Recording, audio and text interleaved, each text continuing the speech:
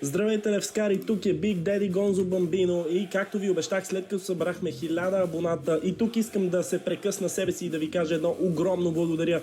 Над 1100 абоната само за един месец, вие луди ли сте? Така де, всичките сте левскари тук, какви да сте? След като вече събрахме над 1100 абоната, аз ви обещах нещо ново, нещо различно като съдържание и да, песните остават. Те ще са основна част от канала, но днес искам да поговорим за отборът, който изтеглихме като наш първи съперник от първия квалификационен кръг в Шампионската лига, а именно Борац Баня Лука. Да, сякаш нямаше как да си изтеглим съперник с нормално за българските разбирания име, та сега не дай си Боже да се объркат нещата, ще трябва да търпим майтапи свързани с къпането от хора, които ненавиждат Левски, а и къпането. Борац Баня Лука от едноименният град е основан през 1926 година, което означава, че тази година празнуват своя 100 годишен юбилей. Уникална възможност да им го съсипеме, честно казано. Клубът е един от традиционните такива в Босна и Херцеговина, макар и да е далеч по брой трофеи от де-факто трите по-големи клуба в страната, именно Жрински Мостар, ФК Сараево, които ни носят едни доста неприятни спомени, и ФК Железничар, който реално бива елиминиран от нашите хора през сезон 2001-2002, именно в първи квалификационен кръг на Шампионската лига. Интересното за Борац е, че те в момента са приемани като един от доминиращите отбори в Босна и Херцеговина, като от 2020 година до сега са печелили титлата 3 пъти. В последния сезон, в който стават и шампиони, те го правят с внушителна разлика в точково отношение, а именно 15 точки пред втория класирането Жрински и 21 пред Сараево, който остава трети, като за 36 мача отбелязват 76 гола и получават едва 20, което е малко по-добро постижение от Левски през миналия сезон. Прави впечатление, че в сравнение с нашите, отборът владеят топката средно доста по-малко. За изминалия сезон средният процент на владеене на топката е 54, докато нашия е цели 63,6%. И тук е един от моментите, в който както можем да извлечем позитиви, така и трябва да бъдем изключително внимателни, тъй като прави огромно впечатление, че в изминалия сезон са правили доста добър преход от защита в атака, доста бърз и доста от головете им са от контратаки. Ако трябва да сравняваме откъде идваме ние и откъде идват те, то може да се каже, че българското първенство определено превъзхожда босненското по няколко ключови показателя. На първо място в ранглистата на УЕФА българското първенство изпреварва босненското, намирайки се на 30-то място и оставяйки съперниците ни 8 места зад нас. Но това е просто глупава статистика. Основните разлики между двете лиги са клубните бюджети и пазарната стойност. Общата пазарна стойност на българското първенство е в пъти по-висока от тази в Босна. Ако използваме сайта Трансфермаркт за ориентир, ще видим, че пазарната стойност на FBet Лига, сиреч колко са ни скъпи футболистите, е малко над 205 милиона евро, докато тази в Босна е близо 4 пъти по-ниска, около 58 милиона. Важно е да се отчете, че първенството там е съставено от 10 отбора, докато при нас отборите са 14. Но нека не сравняваме и лигите, нека просто ги използваме за някакъв ориентир и сверяване на часовниците. Нека видим как стоят нещата, когато сравним двата отбора. Отборът на Борац играе на градския стадион Баня Лука, който е с капацитет от под или около 10 000 зрители, което автоматично прави мачовете им далеч по-малко посещавани от тези на Левски. На този етап Левски е оценен на малко над 32 милиона евро като стойност на футболистите, докато Борац е оценен на близо 9 милиона евро, което дори приемайки ниското ниво на достоверност на Трансфермаркт е показател за това, че в разликата в бюджетите е значителна, а и не случайно медиите в Босна определиха изтегления жребий едва ли не като най-тежкият възможен за шампиона на Босна и Херцеговина. Всъщност, Левски беше най-притеснителният съперник за всеки един от поставените и е хубаво да го знаем и да си го припомняме. Част от публикация в един от водещите спортни сайтове в Босна и Херцеговина гласи: Борац научи съперника си в първия квалификационен кръг на Шампионската лига. По-зле нямаше как да бъде. И все пак, нека да не забравяме на какви глупости сме способни, а този отбор далеч не е лесен, въпреки всички предимства, които имаме на хартия пред тях. Все пак, много хора биха посочили Борац Баня Лука като един от по-удобните варианти, а реалността е различна. През 2024 година босненците стигнаха до 8 на финалите на Лигата на конференциите, отстраниха Олимпия Любляна и отпаднаха чак след продължение от Рапид Виена. В основната фаза на турнира правят равен с Панетинайкос, побеждават Апоел Никозия като гост, бият и Лас Клинц. Много интересен случай са, тъй като от една страна говорим за отбор, който само преди година стигна до осми на финалите на Лигата на конференциите и беше една от приятните изненади в Европа, но от друга страна последното им европейско участие завърши катастрофално, повече от катастрофално. Отпадане още в първия квалификационен кръг от андорския Санта Колома с общ резултат 1-6. Това показва, че Борец има европейски опит. И то сравнително пресен такъв, но не са сензационно непобедимият отбор, както са изглеждали през сезон 2024-2025. Едни от футболистите, между другото, които правят сериозно впечатление с постоянството си през сезона, са халфът Милош Йожич и защитникът Себастиан Ерера. А Милош Йожич е на 34 години, сърбин, юноша на Партизан, с изключително интересна визитка. През 2014 година е продаден на немския Борусия Дортмунд, където изиграва 29 мача преди да акостира в Кьолн, където пък прави солидна кариера, солиден престой, изиграва 72 мача. Играе още в Башак Шехир, Волсбергер, Кастейон в Испания, както и в родния си Партизан, за който записва общо 133 мача през всичките си престои. Има и 5 мача за националния отбор на Сърбия. Със сигурност това е играч с много солиден опит в Западна Европа, както и в грандовете на изток. Да, той е на 34 години, ветеран е, но с постоянството, което показва, е показателно и определено Акрам Борас и компания ще трябва да излезат с ножа между зъбите, за да го респектират и смачкат. Този футболист трябва да бъде смачкан още в първия матч. Защитникът Ерера пък е също доста интересна личност, тъй като той е колумбиец, но с северно-македонско гражданство. Над 31 години и с 3 мача за националния отбор на Северна Македония.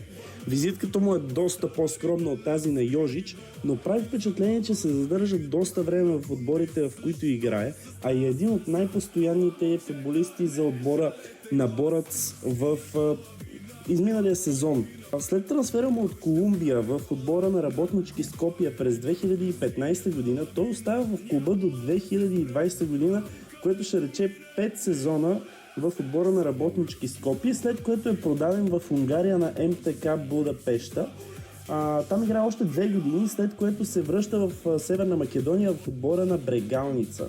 След кратък престой в Кипър, след това, той преминава в Борец Баня Лука през 2023 година и вече 3 години защитава цветовете на босненския шампион. През кариерата си има точно 2 трофея и двата с Борец, двете шампионски титли, които успяват да завоюват в последните години. Най-скъпите футболисти на противникът ни са Матей Декет, който е едва на 16 години и е оценен на 700 000 евро, както и 18 годишния вратар Младен Юркас, който също е оценен на толкова. И двамата са продукт на местната школа, идващи от отбора до 19 години. Младен Юркас е изключително интересен вратар, тъй като той е и част от националния отбор на Босна и Херцеговина и в момента е на световното в Америка. Въпреки че не е изиграл все още нито една минута. За изминалия сезон записва впечатляващите 31 мача под рамката на вратата и постига 16 чисти мрежи, получавайки едва 19 гола за целия сезон. За играч роден през 2007 година и то вратар, подобна статистика е забележителна и можем да кажем, че той е нещо като техния Пламен Андреев. Тъй като също така гледах и коментари под публикацията за това, че Борец са се паднали с Левски и доста от коментарите са критични към този вратар. Казват, че с него няма как да стане. Има доста критика към вратара, което също напомня на отношението на част от привържениците към Пламен Андреев.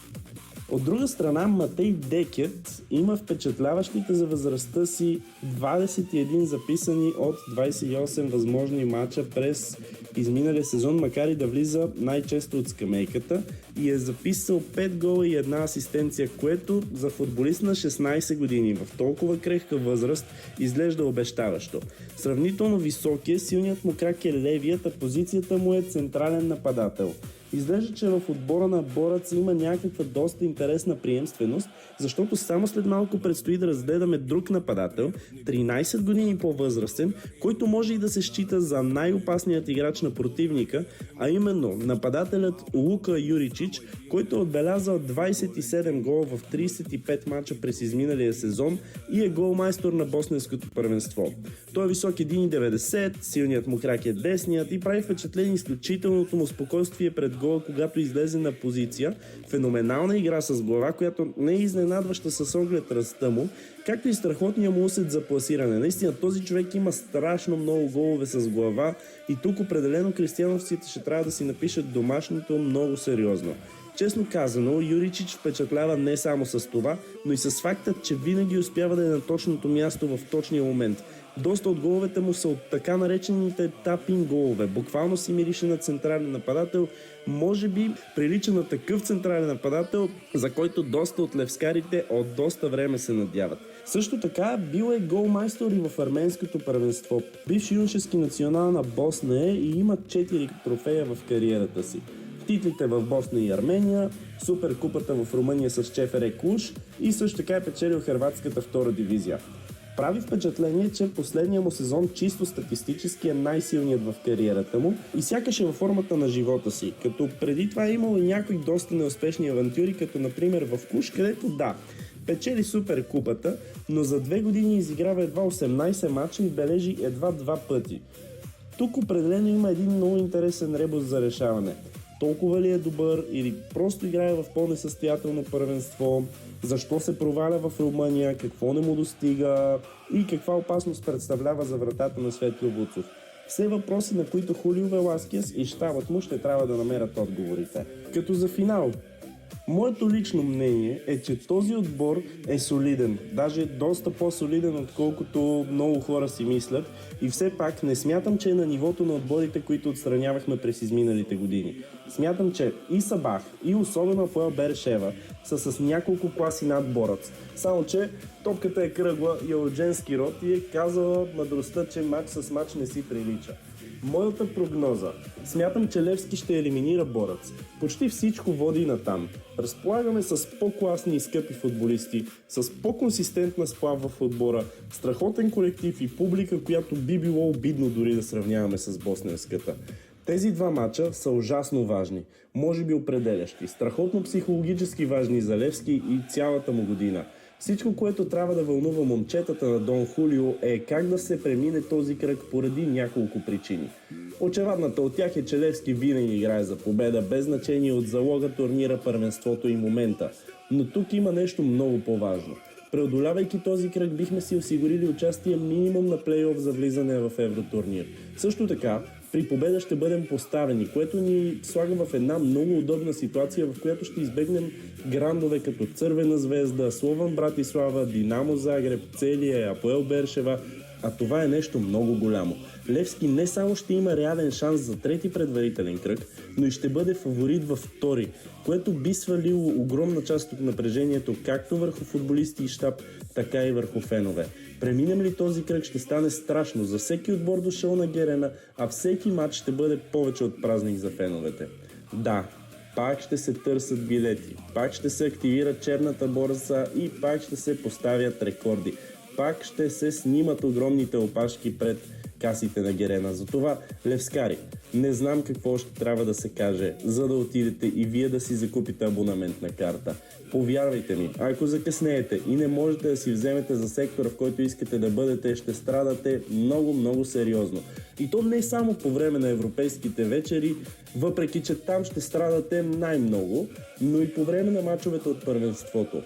А сега е време за моята изненада. Оставям ви да се насладите на минутката на Буда. Сегмент, който ще бъде неделима част от съдържанието, което предстои в канала. Добър ден. Аз съм Будата и положението е чикирики. Ако ви харесва това съдържание на тия клипчета, ще продължаваме да се виждаме, да си говорим за любимия отбор Левски, да си слушаме песнички и да продължаваме напред. Надявам се да имаме едно достойно представяне в Шампионската лига, както в предварителния кръг, така и за напред, за да не може да коментират припотите, защото ги видяхме в последните 3-4 мача колко могат и какво могат всъщност да покажат на стадиона. Така да започнем с Борац Баня Лука. Според мен Желеви е добър. Имаше къде по-лоши варианти, като Кайрат, Университатия. и така нататък. Мисля, че трябва да обърнем сериозно внимание на Юрката, техното нападателче.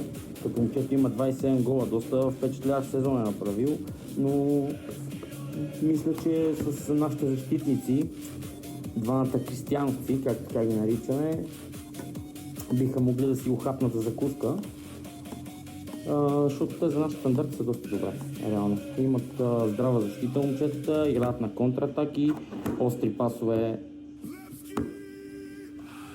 през центъра, както и по крилата от време на време, бързо се обръща играта, там ще бъде много сложно. Но да, надявам се всичко да бъде окей. Прогнозата ми за първия матч е следната. Мисля, че да измъкнем нещо 1-0 или 0-0 като цяло ще бъде много добре. И след това си ги бинаме на Герена, тук така за добре дошли да започнем. Много прекрасно. Левски мисля, че ще продължи с общо резултат 3-1. Няма да има особено време за повече, така че доста насвърлихме времето. Това трябва да бъде ясно. Не стана минутката на Буда, стана 2 минути на Буда. Ако ви харесват тия съдържания, абонирайте се за канала и палче нагоре. Само Левски.